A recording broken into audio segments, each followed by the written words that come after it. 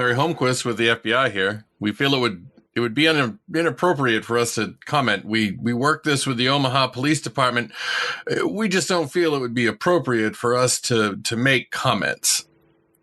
I'm Acadia Einstein, and this is Strangeful Things. Sheltering in place is not advised, as your survival cannot be ensured in that scenario. Love has practically caused me to just get you destroyed.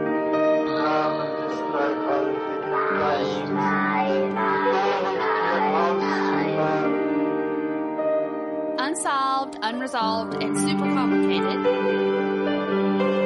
Strangeful Things.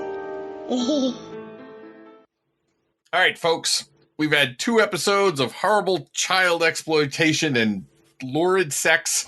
And the saying goes, if there's 2, there'll be 3. And I am here to fulfill the prophecy. Yeah, you could also just not fulfill the prophecy. That's an option. Yeah, I vote for that. We could talk about meteor people in this episode. Like, they're only sexually attracted to other grown-up meteor people. So tonight we are talking about adult consenting meteor people and having pretty vanilla sex once to twice a week. All right, this is already my favorite wish. episode. This is no episode. This is never been. Come on. I mean, I love the idea of someone doing an episode on the mundane sexual habits of meteor people. Yes. But I'm interested. This is not really the final, piece of my disturbing trilogy, which honestly, it's probably going to be a quadrupogy or a quintology. We'll see. Wow. Yikes. And this episode's going to call back to Johnny Like Gosh. Twilight? And, yes. Midnight I like Sun. Twilight. Before dawn. Those It's not the quadrupoly. vampires that are sparkling. Yeah. All right. Sorry. So we're going to call Gotta back to focus. Johnny Gosh and the Franklin Coverup Part 1. So if you haven't heard those, go back and listen and then come here. And I honestly think we need a little bit of recap, which might be annoying for the people who just did what I said and listened to the other episodes and then came back here, but whatever. How many of those could there be? We got a lot of people to please. All right, we can't do the recap, though. You guys tried to fucking trick me. We have to do the intros first. We so had him. We almost got away without having to come up with new and goods this week. Listen, people like to feel close to the hosts. Maybe we should put that for the Patreon close. tonight on Close with the Hosts. You better all make up some new and good shit. Anyway, folks, like I said in the beginning, this is Strangeful Things, where we discuss monsters, murder, mayhem, and malcontents in a super fun, uplifting way. How do you like that? I realized that if you never listened to the show before and you just started listening to an episode, you'd have no fucking idea. Well, other than the title of it, but whatever. I'm joined by my fellow companions, Chewy, Mel's, and Snoops, and here's the part of the show where they tell you what's new and good. Yay! Okay. Yeah. Well, new and good for me is that Wildcat just started T-ball. He's having a blast, and I have to say it's very wholesome watching 4 or 5 early 6-year-olds out there trying to like learn how to play the game of baseball. It's so during these troubling times that we have, I will say that there is some wholesomeness to find out there. And for me, it is watching him almost lose his pants because baseball pants don't come in his size, and trying to run the bases and all of this stuff. So I have to say that's my new and good for the week. And Look at that. Oh, Mels, you are just a big old slice of American apple pie, baby. Hello, duh. That's what I'm here That's for. right. How about you, Snoops? Oh, what's new and good? Well, my oldest went back to school full time for the first time in a year. So Nice. he's excited. I'm excited. It makes things a lot easier because he was doing like this hybrid learning thing where he would go into school 2 days a week and he would do like online learning 3 days a week. But hello, I work, so it's just been really hard trying to find like a place for him to go where someone could watch him, make sure he's doing what he's supposed to be doing. Like these kids don't have it easy right now. No way. But just to see an 11-year-old who is a typical boy, doesn't like school, he was so excited to get on that bus this week. And I know it was really cute. And that's good. And you know what? It makes me think, not to derail too much, but I will have to say, like, it is very tough. And Wildcat he's still in like pre-K, right? So he's not in elementary school yet. Right. But I just think about parents that are trying to help their kids learn. And you know I'm going to tie this into TikTok, but I found this amazing teacher that I started following on TikTok. First of all, he's like really into heavy metal.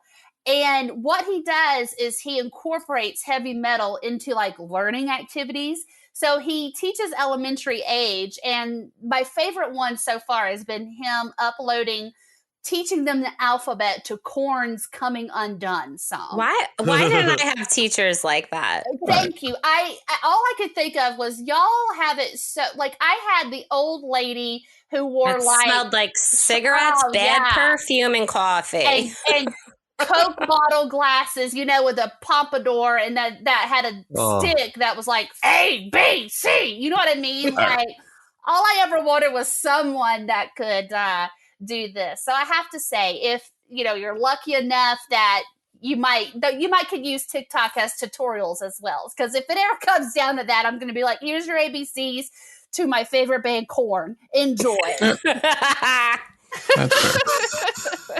And Snoops, obviously, your kid was all excited to go to school because then he wasn't around you all the time. Oh, that's nice. Terrible. Oh, that's real nice. Yeah, real nice. Thanks. What? Way to bring it down, Acadia. Wow. Way to bring it down. Wow. Wow. I will have you know all 3 of my children love me. I know they do. Yeah, that one has nothing to do with the other. That's also a valid fact. Yeah. Just because they love you doesn't mean they want you fucking flapping around their lives all the time. I love my mother, but you know the rest. Yeah. Okay. I do. I love my mother over there. All right. All right. So Also, for me, people that fucking hurry up and do it because Can people I also go? come into the For show. God's sakes. Excuse me, it's Shuey's turn. All right. Well, since I never stick to the script, my new and good is a new and last. My youngest daughter is going back to school, and we're selling the house, so she's actually never gonna be in this house again. So that's really weird. That is really to actually weird. be thinking like that. And I promise this will be the last time I mention this moving thing because I've been using that as my new and good a lot. It was kind of like Mel saying that she doesn't have COVID. Right. I don't have COVID and I have an electric blanket. Moving on. So this will be the last time I mention it. But so it's just really weird thinking about like all the lasts that'll be like happening and shit in the next couple months. I just read this article about how you never know when the last is going to be. And that just It sticks Yeah. with me. makes me sad. Yeah. Well, I know. I remember the last episode of fucking Strangeful Things. It was this one because we're 10 minutes in. It was a long time ago. Okay. Haven't said shit. That All right, last go one. on, Acadia, then. Well, Jeez. what's your new and good? I'm sure it's something that's going to be life changing to our listeners. Yeah, I'm sure he's moving dirt from one pile to another. In his weird barrel. or he's making smaller rocks out of big ones. I mean, you tell me. Acadia, what's new and good? At least you know we listen. The dirt. You have to listen. You're there when we say it. The dirt is now I'm there all when my moved. wife says a lot of things. Yeah, that's true too. The dirt's all moved. That's all. Oh, wow. Great. All right, let's move on then. And I didn't use the wheelbarrow. I used the bucket. That's right. That's we right. all know you were You were moving it with sinking the in bucket. mud. I remember. We listen. That's right. Yeah, see? All right. No Now that we've wheelbarrows used then. No wheelbarrow. No wheelbarrows harmed in the making of this dirt movie. All right. now that we've actually started the show properly and lost all of the listeners, we can do the recap. Snoops, why don't you tell us what we learned in the Johnny Gosh episode? All right. Like we talked about, Johnny Gosh was 12 years old when he disappeared from Des Moines, Iowa, and that was on September 5th, 1982. He has never been found, though his mother has never stopped looking for him. He was one of the first 2 missing kids ever put on a milk carton, and the cops in Des Moines, they really suck. Oh, and his wagon was displayed at the state fair for some reason. Yeah, that's good enough. Quality memorabilia. Technically, I shouldn't have said he's never been found because somebody found him. It just wasn't anybody good. Well, not good. There's like a whole nother conspiracy on the conspiracy that we can add at the end on that. Well, alrighty then. Now, let's talk about the delightful world of the Franklin cover-up. How about you, Mel's? This is like this a quiz. Yeah, and I don't want to take a quiz on these monsters. So, in the 1980s and early 90s, a guy named Lawrence King ran a place called the Franklin Credit Union in Omaha, Nebraska. We know for a fact that he stole $40 million from the place and got jailed for it. But there are also horrifying allegations about how he hosted parties that included the rape and murder of children for the entertainment of powerful weirdos. And we go through a bunch of shitty crime descriptions that gave me nightmares, but we never got to the cover-up part. So let's get crack-a-lackin'. Hey, before we go cracking anything, I want to know if you believe this stuff. And by you, I mean Acadia. What difference does it make? I mean, I'm going to tell you my answer, but does it actually matter? Yeah, I think it does, because if you don't believe it, you're just some jackhole spreading misinformation, which is very QAnon-y, you know? Jackhole. Okay. Number 1, jackhole. 2, I love jackhole. It's a great word. It is. I may have made it up. I don't know. It made me giggle. Me in dream. So my answer, in short, is yes. I believe it. All of it? All right. Nah. Well, But enough? Fucking right. The problem is, though, that me believing it doesn't make me any less QAnon-y, to use your term, because the QAnon zealots completely believe what they're saying, too. yeah, but I'm gonna cut it off before Snoops gets to talk. That's only true of the zealots, right? That's not true of the people who started it. They knew that they were full of shit. It's the people who spread it that didn't. Well, sure. But what difference does that make now? The people that invented it could be long dead. That's true. All right, so where does that leave us? Philosophically? I mean, I guess we're going to present the information we know, but not do the stupid cop-out of draw your own conclusions, because that's stupid. Rather, I'm going to attempt, using information that we all have, and some interpretive dance that no one will be able to see, to make everybody feel like complete hopeless shit. Wow, that sounds like fun. So let's get to that. But you have to make sure you actually fucking tell us some of the cover-up part of the Franklin cover-up, or else I'm going to be pissed. All right, I got you. This wasn't the Matter Franklin. of fact, let's do some of that now. And I'll work backwards for some of this stuff. Here's an article from the Chicago Tribune from July 31st, 1990. An Omaha grand jury has cleared Aurora Police Chief Robert Wadman after a long investigation into rumors and allegations that he was involved in a credit union scandal when he was Omaha's police chief. A Douglas County grand jury issued a 42-page report last week that cleared Wadman of any wrongdoing and indicted several people who testified and made criminal allegations against him. Wadman was appointed Aurora's police chief in September. Since then, he has found himself embroiled in an unrelated controversy over his attempts to fire 2 Aurora police officers charged with beating defendants.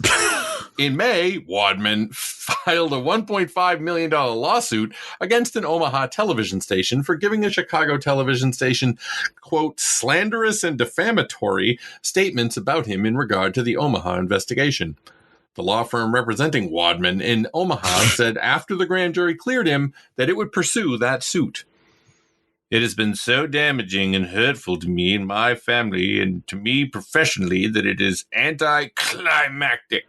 Wadman said of the grand jury's action. He declined to comment further because of the pending suit. Aurora Mayor David Pierce said, I was confident through this whole process that he would be cleared of any wrongdoing. Bob Wadman was a victim, he added. He was being maligned, and the grand jury went so far as to totally exonerate him and state publicly that he was a victim. The grand jury, meeting in Omaha for the last several months, was called by state officials to investigate charges of theft at the now-defunct Franklin Credit Union and allegations that Wadman and other prominent citizens were involved in illegal sexual and drug activities. The Omaha police and the FBI investigated the matter and concluded last year that there was no substance to the allegations. The state attorney general and the state patrol concurred. The grand jury did, however, indict 2 people for lying to the grand jury, including a 21-year-old woman, a convicted felon who had claimed that she had a personal relationship with Wadman. The grand jury said, we look upon her as a perpetrator and Wadman as a victim. Oh, my God. The grand jury, which called the episode a, quote, carefully crafted hoax, declined to investigate the financial allegations regarding the credit union, saying that it was best left to federal authorities. Now, what things can you pick out of that story just on the face of it? And I know that was a little long, but just take the little highlights out of this news story. It just seems like Franklin. They're going above and beyond to clear him. Why are they trying so hard? Yeah. That's the glaring piece of it. I mean, you're right, Snoops. I mean, the fact is that the fact that they didn't name the person that was indicted, and we're going to get to this, but the person that was indicted and convicted of perjury was a witness, right? A victim. I mean, we talked about it last episode, but I do think it's, what do they use? Carefully crafted hoax. This is very carefully crafted, how they don't name the person who was, convicted. They identify them as a convicted felon. Yeah. While they're just like blowing smoke up Wadman's ass. Right up his Wadman. Right up his jackhole. Yes, exactly. Or down it. I'm not sure where it is. Anyway. Yeah. It depends on which way you're facing. That's true. It's the configuration of your jack that determines where the jackhole's pointing. Where the hole is. So if we take all that information at face value, you have the conventional wisdom concerning the Franklin cover-up. See, that grand jury, the one they talked about in the article, exonerated everyone who was accused and convicted the 2 star witnesses. And the gist of the whole thing is this. The prosecutor presenting to the grand jury, and remember the old saying that you can get a grand jury to indict a ham sandwich, spent all his time attacking the witnesses. And you don't have to take my word for it. The other book about this whole thing, The Franklin Scandal, which was written in 2009 by Nick Bryant, goes into great detail using the grand jury testimony to show what a fuck job that it actually was. But the police chief, Wadman, the reason he was named in the suit was because the 2 witnesses, a woman named Alicia Owen and our pal from the past 2 episodes, Paul Bonacci, both had him involved in the whole kiddie sex ring. And here is some info about how the other cops on the force felt about the old chief. In July 1988, Omaha police officers in the robbery and sex unit, that's an odd combo, received an unexpected visit from their boss, Chief of Police Robert Wadman. According to officers' own accounts, related by Nebraska Foster Care Review Board official Dennis Carlson in testimony to the legislature's executive board, they took precautions to keep Wadman out of their work on Larry King. Excerpts of Carlson's remarks from the executive board minutes of December 19, 1988, show that the officers feared a police cover-up of King's activities from within the department. Officer Carman told me some things which I found to be somewhat startling. I asked if he was interested in information regarding Larry King, and he said, yes, we are. We're conducting what he called a super sensitive investigation of Larry King. He said this investigation was so super sensitive that they were not even using the steno pool in the Omaha Police Department. They were handwriting their police reports. And he also told me that Chief Wadman had come to their unit and directly asked if they were investigating Larry King. Investigator Carman told me, we lied to the chief and we said, no, we're not investigating Larry King. Okay, so that conversation, that took place on July 20th of 1988. After we were presented with that information, we had some concerns as to what was going on in the Omaha Police Department. We were concerned about if we gave this information to the Omaha police, what would they do with it? All right, so the cops didn't trust the chief, right? But the grand jury said he didn't do anything. Like, that checks out, right? Okay, hold on, wait a minute. Are you saying that the grand jury was crooked? Like, aren't they just random people? They are indeed random people. And those people are supposed to listen to the evidence given by the prosecutor and decide whether or not there is sufficient evidence to indict someone. Now, while I'm sure everybody knows this already, we should be thorough and explain it. While it varies from state to state because of the fucking course it does, the grand jury idea is this. The district attorney, based on the info the cops found, is convinced that Snoops and Shuey are drug dealers. What? What's Mel's? She wasn't in the example, but if you're going to make a big deal out of it, she's a specialty sex worker. Her whole deal is she takes money from you and then, instead of having sex with you, tells you all of the annoying things that happened to her that day until you just leave, but she keeps the money. And since sex work is legal in Nevada, where she lives, Mel's is completely safe and not part of this example. Checkmate! Exactly. But the DA wants to stick it to Snoops and Shuey. So she brings a little packet of evidence to the grand jury and basically tells them that our co-hosts are drug dealers and here's how she knows. She'll then proceed to have the cops testify, maybe a couple witnesses, a letter I wrote to them confirming that they are in fact drug dealers. Now, in all this time, Shuey and Snoops have no representation. They aren't there. There's nobody to go, nuh-uh, when the prosecutor says what she has for evidence. And she has no beyond a reasonable doubt burden of proof. Basically, she's just asking the grand jury if they think she has enough evidence to indict them of the crime so they can have a trial and determine if Shuey and Snoops are actually guilty, which they are. Why would I be working my ass off if I had some sweet, sweet drug money rolling in? I didn't. Okay. I mean, come on. I never said you were good business people. I just said you're drug dealers. You could be selling it at a loss. And so that's what the prosecutor said, too. And generally, grand juries go along with what the prosecutor wants because the deck is stacked. That's where the ham sandwich thing comes in. Okay, so then the fact that Chief Wadman didn't get indicted means the evidence must have been shitty. Except because all your stories are terrible, I'm sure it wasn't. Well, you have to remember that the assumption going into the whole grand jury arena is that the prosecutor wants to secure indictments. Without that, then the wheels fall off the whole thing. And according to the book I referenced, that's just what happened. And not just that book. According to the state senator on the special committee investigating all the kitty fucking. There's no rule saying the prosecutor has to do a good job. They don't even have to bring all the evidence. Like the fact that despite witnesses saying Larry King flew them around the country for fuck parties, and there being receipts of the planes he chartered to go between the cities named by the kids, they never got any passenger manifests for the flights.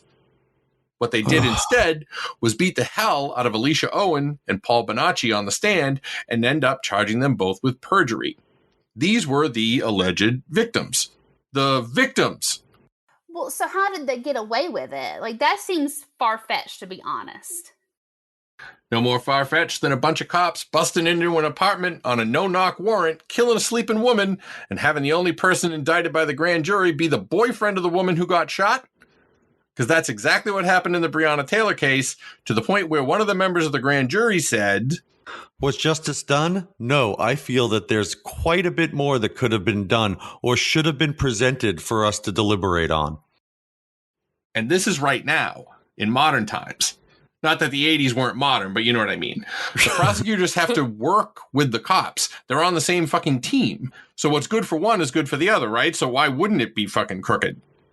That's what Now- Law and Order was all based on. I was just going to say, haven't y'all watched Law and Order? Add to the fact that in order for all the shit that was said to have happened, the cops would have to have known about it. Have to have.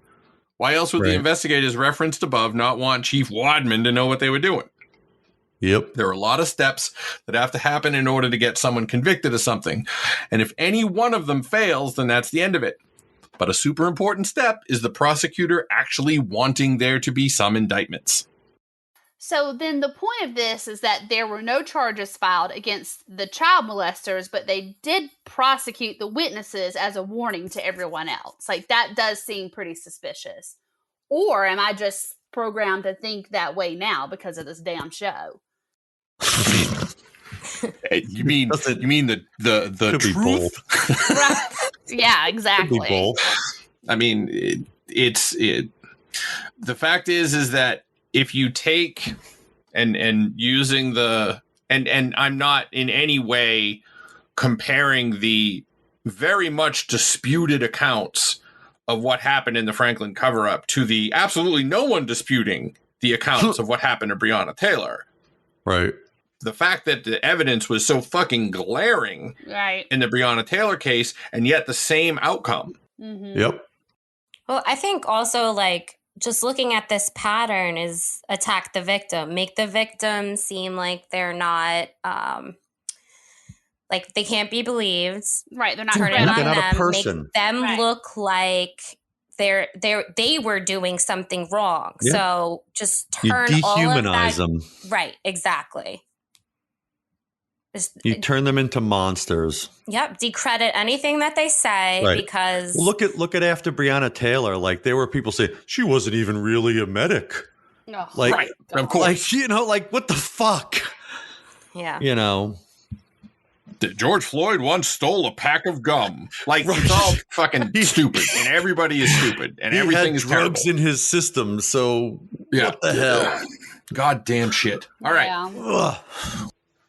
So my point with that is, my point in using that example, and again, I want to stress the fact that I'm not trying to say because the Breonna Taylor case happened that obviously the Franklin cover-up is true. It is a modern example of the prosecutors working with the cops.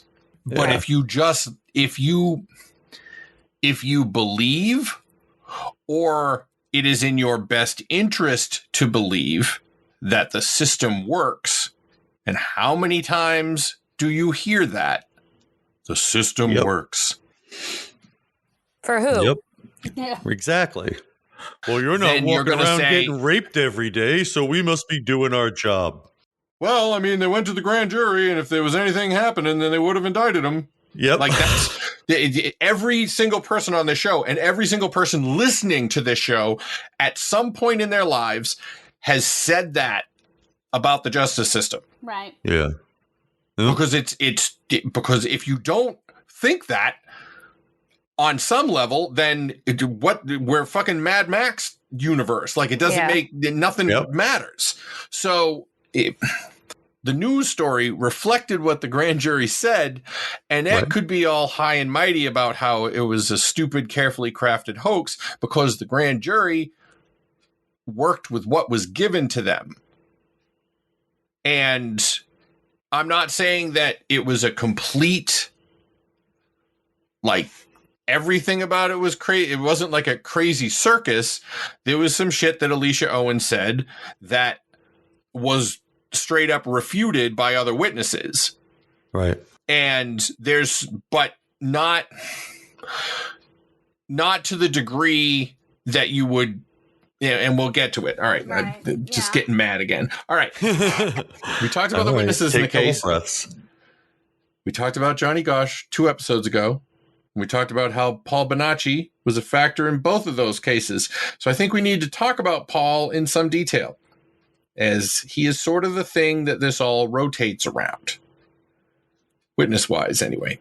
Which means he's either one of the most damaged souls this fractured hellscape of a country ever produced, or a malevolent mastermind who lied over and over with his only motivation seeming to be getting absolutely zero personal gain from his campaign of falsehoods.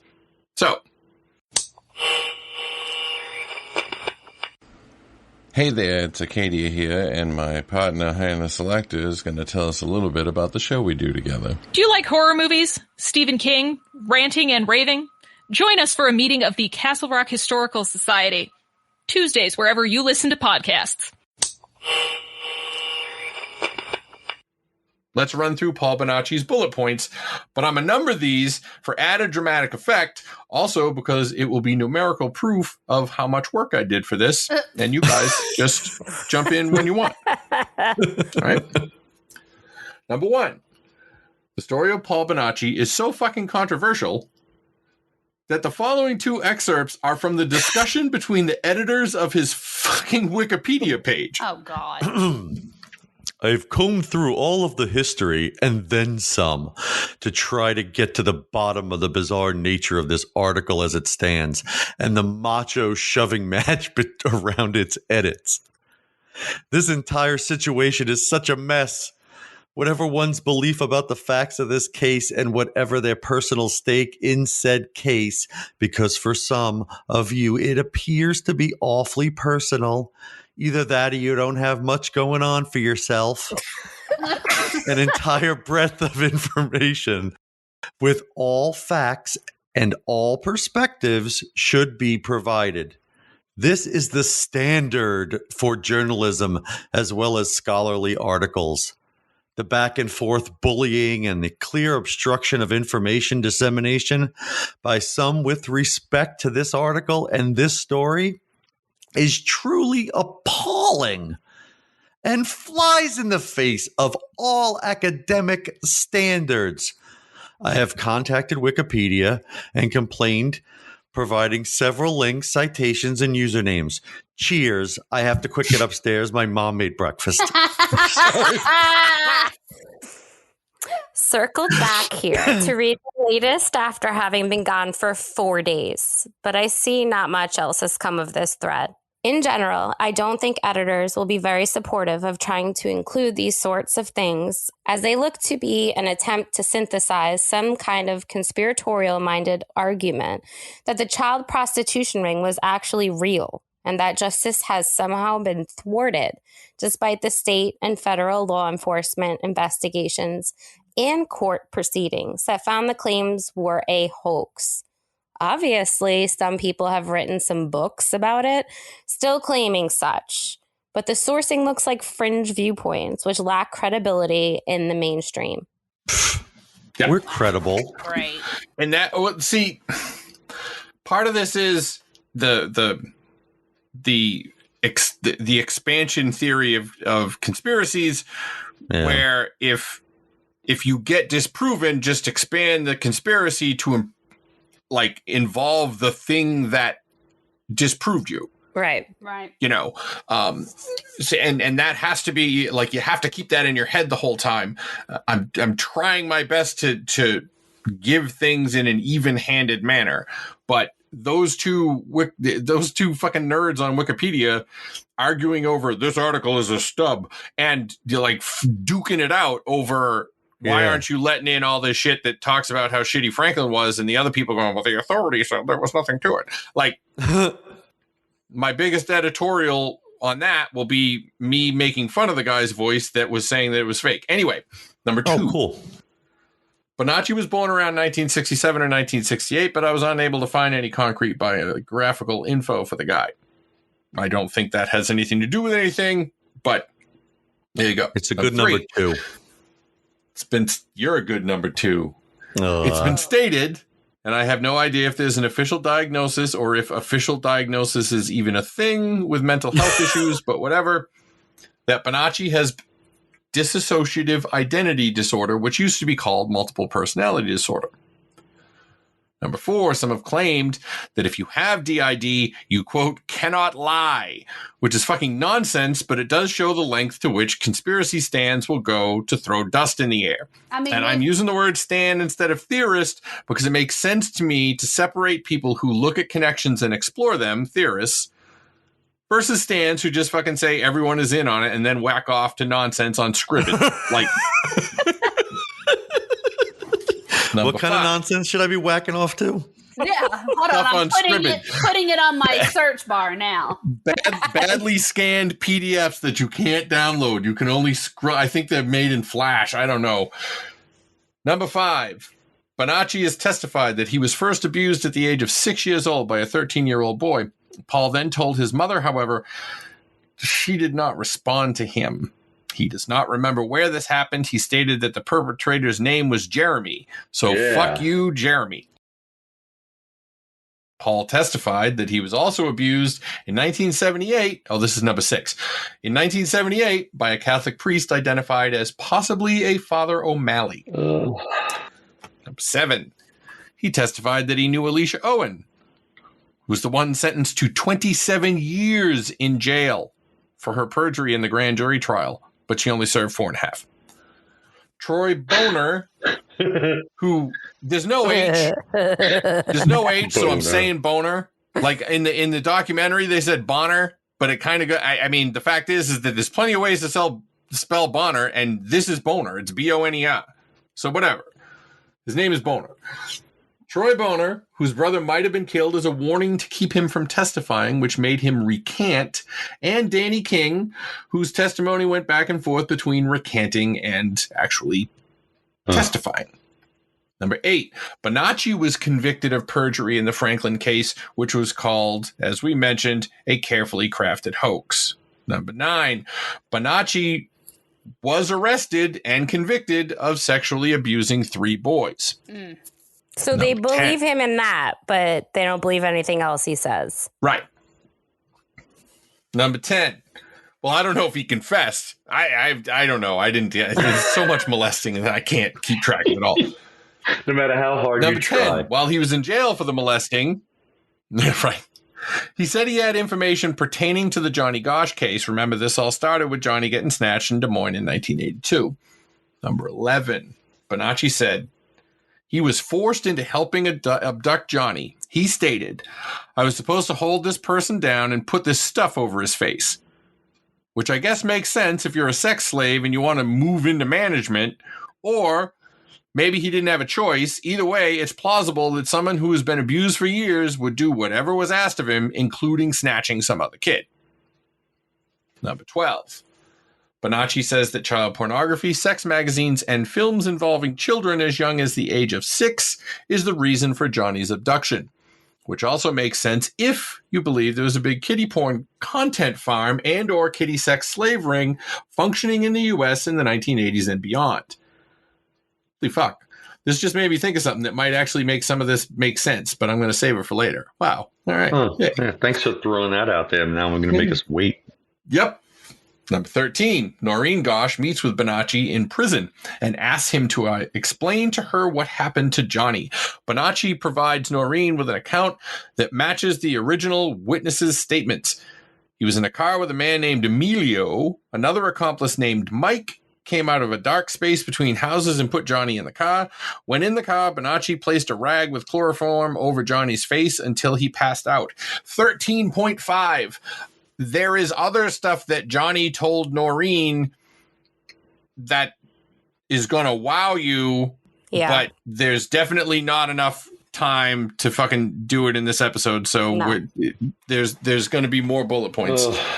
Well, maybe if we can get to them, we'll get to them. All right, number 14. Bonacci got no reduction in sentence for his previous conviction. In doing this, though, if you were already linked to a kiddie sex ring, real or not, then thrown in with another abduction to try and get your sentence reduced is not a dumb idea. But it's not like Bonacci ever said that's why he was doing it. Number 15, he drew a map of the Gosch's neighborhood and the direction in which the car was going and where Johnny was taken, all matching the original statements made by witnesses. Number 16, Bonacci admits that he was forced to be the first to molest Johnny. This was filmed and photographs were taken in order to advertise Johnny to those in this ring who were interested in paying for him. Oh my God, just fucking stop it. I know, right? This was really hard for me. I absolutely flipped when I was looking through this stuff. I think I scared Acadia because I almost went off the deep end at this point. Hey, you need a strong marketing plan if you're going to somehow find all the wealthy pedophiles in the country and try to, I guess, get to them. Well, how the fuck would this even work? I'm not trying to be a dick.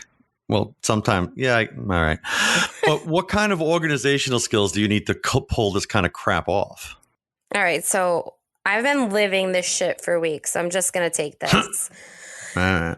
Here's how it worked in a nutshell, along with some added info about how gross Larry King is. So I'm not going to number them because I don't feel the need to show everybody how much work I did on this. King supposedly used the money he stole from the Franklin Credit Union, had 2 mansions, and one in Omaha and one in Washington, D.C. So he threw these big, lavish parties in Omaha and D.C. Some say it was for his Republican friends, but I'm pretty sure that being a powerful pedophile is bipartisan. Ding.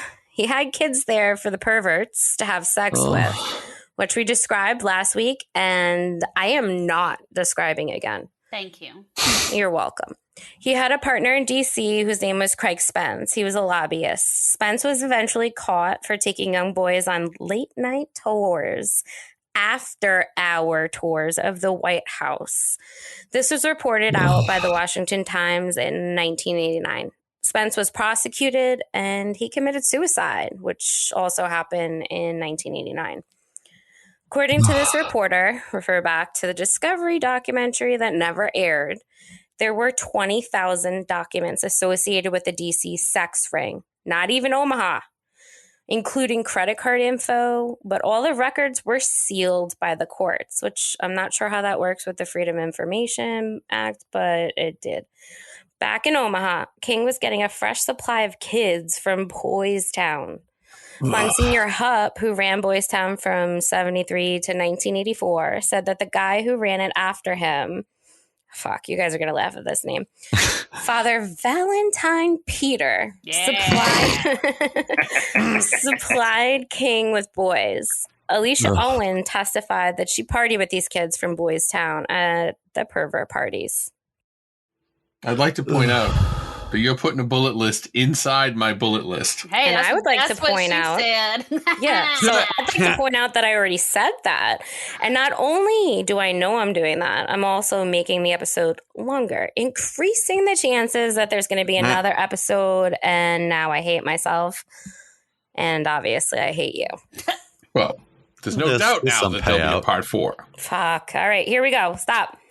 You mentioned Troy Bonner earlier, and I want to highlight this one thing because Troy recanted his tape statement to Gary Caradori, and we're going to get more into him later, I'm sure, because his brother died and Troy thought it was a warning.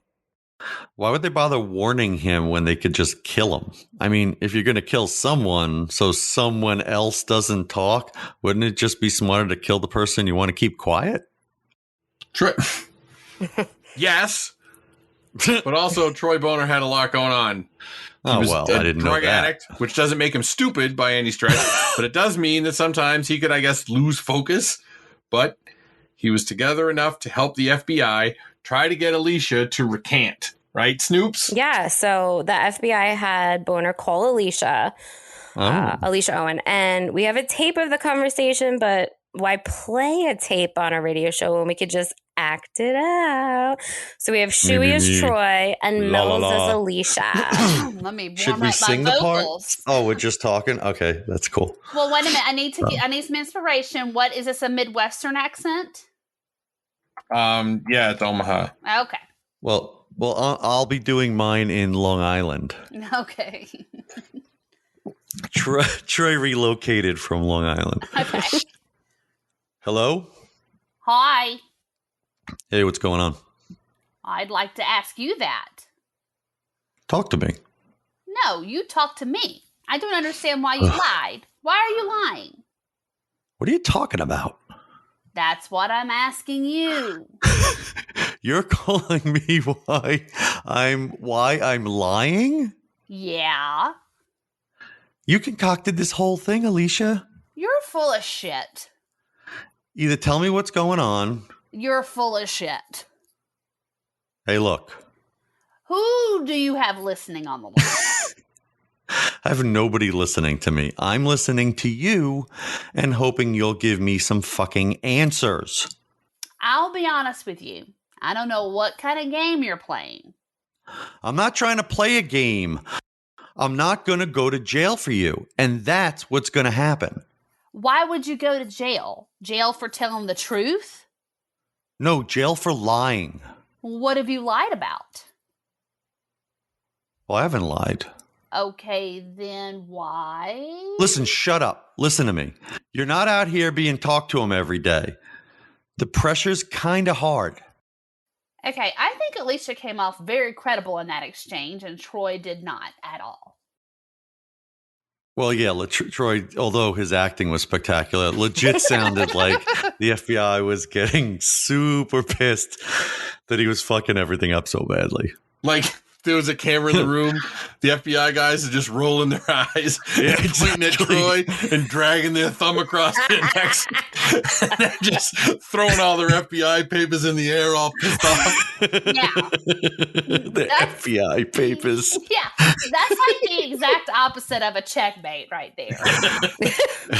But what I want to talk about, like, what's the point of the call at all? Like, why would the FBI give a shit if someone retracted testimony that they were eventually sent to jail over? That doesn't seem like an FBI job. If anything, they do the opposite, right? Like, try to get the person to admit things they did wrong. Yeah.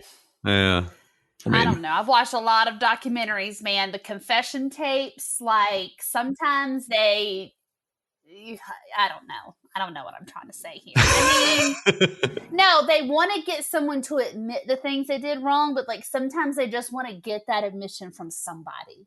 You know what I mean? Like, and I'm not saying that that's what's going on in this case, but I'm just saying there's a lot of shady stuff when it comes to interrogations and then FBI, law enforcement, whatever you want to say. Well, last episode, oh no, I'm going to forget the girl's name.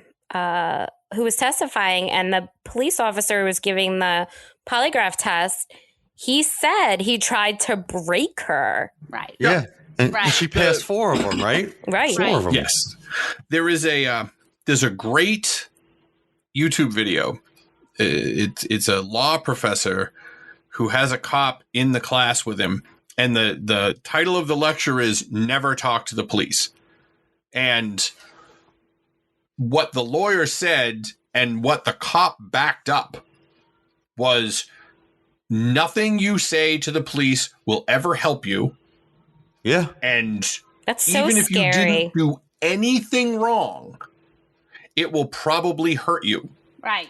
Look at the kid from Making a Murderer. Yeah. He said, well, Brandon. So here's the perfect example. Cop comes up, you know how fast you were going? Most people know that they were going 70 and a 55. So they're going to say, I don't know, 60 or something. And the cop goes, you just admitted you were speeding. Yeah. Right. To me.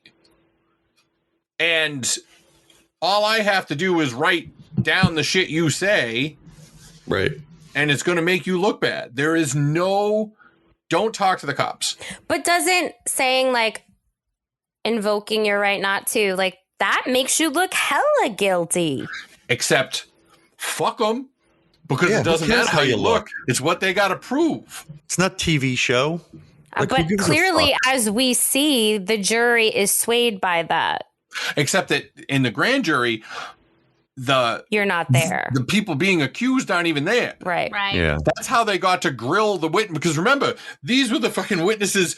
But when it comes, so when we fast forward, it comes to the actual trial. Of course, that's going to come up. Well, they didn't say anything. They wanted a lawyer. You know, what are they hiding? Right, but they can say that all they want, but you can only judge shit on the evidence you have. Right. Yeah, but clearly it doesn't always go that way. What's I feel your like name? you're damned if you do, you're damned if you don't. But they want you to think that. If the cops come up and ask you your name can be, am I being detained? They have no right to know what your name is. Yeah. Now, it's different from state to state, so don't get shot by a cop because I told you that. Maybe look it up. But the fact is that there's no the air of authority that the cops have is how they get away with all the shit they get away with. Right. Because the idea that I better talk because I'm going to be able to explain stuff. And it doesn't matter if you did anything or not. That's right. Like using your traffic stop as an example, right? Like, last time I got pulled over, I was in the mindset of, you know what? I know I was speeding. I'm just going to get this over with. I'm going to get the ticket. But like, that's not always you don't want to always approach things like that, because if they can you think that you're doing the right thing by trying to be honest or state your truth, and it comes around and bites you in the ass because they're able to. Why were you speeding? A bank down the road just got robbed. Exactly. Did you do that? Right. Yeah, I get it. Exactly. Like, what were you speeding from? Well, I was at a Stephen King book club. Well, somebody just blew up the gas station you rode by. It's just things like that. You know what I mean? You have all that fertilizer in the back of your car. Yeah, you have gas cans. Yeah. All right. Snoops. I think we went a little off track for a while there, but yes. Chewy needs to understand the fucking overview so that we can do part 4 next week. Now, seriously, this is taking forever. This is like a whole series. I know. We should have done an entire season on this. Yes, it should have been a separate podcast that was just this. But if anything, we prove every week just how hard we work and how dedicated we all are, and adding more shit for us to do makes good sense. Negative to that, but here are the rest of my bullet points. So King was indicted of embezzlement in 1990, but he was never charged with child rape or any of the sex ring stuff. Alicia Owen, as we mentioned, got 9 to 25 years for perjury. By the way, she had been arrested previously for writing bad checks. So one explanation for her testimony is that she wanted a lighter sentence for the other crime. The second is that she and Paul Bonacci somehow thought they were going to parlay the recounting of their terrible abuse into a lot of money with a book and a movie deal. God. By the way, the writing bad checks is the convicted felon part of the news story. Right. From before. Larry King, by contrast, who actually did steal $40 million, got 15 years and only served 10. King used his lobbyist buddy to connect with pedophile politicians, and he used the sex parties to blackmail them. He also flew the kids all over the country to other locations where the same thing was happening. Because the court case was fancy rich business people and law enforcement versus street kids. Big surprise. Guess who lost? So that pretty much sums it up, right, Acadia? Yeah, it's pretty tight. Does that make sense to you, Shuey? I mean, all the words make sense individually, but it seems so fucking off the wall. I'm not saying it didn't happen. It just seems like a lot of logistics. Like I see why the authorities never getting the private plane passenger manifest is a big deal, but there wasn't internet. So how the fuck would they go about doing that or know where to go or any of that anyway? Well, this is a perfect segue into my genius revelation that I had. All right. Here we go. So we all agree that it is tough to organize things, even with the internet.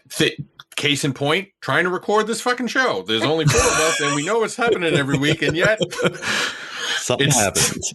It's like a monkey fucking a football. We just can't get it together. So doing it before that had to have been way more of a pain in the ass. And there's no way that there was a magazine called The Gentleman's Pedophile that had they all subscribed to. But I contend that it was the popularization of the fax machine in the late 70s that made it easy for the perverts to communicate. Phone lines can be tapped, but apparently faxes can't, because fax and medical records, which literally just spits them out onto a piece of paper somewhere on the earth where anybody nearby can pick them up, is not a HIPAA violation. So faxes are secure.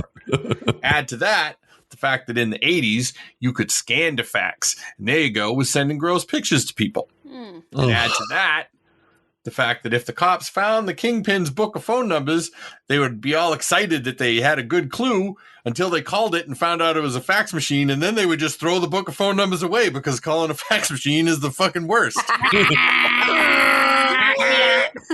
And add to that, the fact that rich, fancy people could afford separate phone lines and giant fax machines in their mansions. Fancy people with their fax all machines. adds up. It's also the end of the episode, which means, as I foretold / threatened, we are going into a part 4 of this kid diddling monstrosity. Thoughts?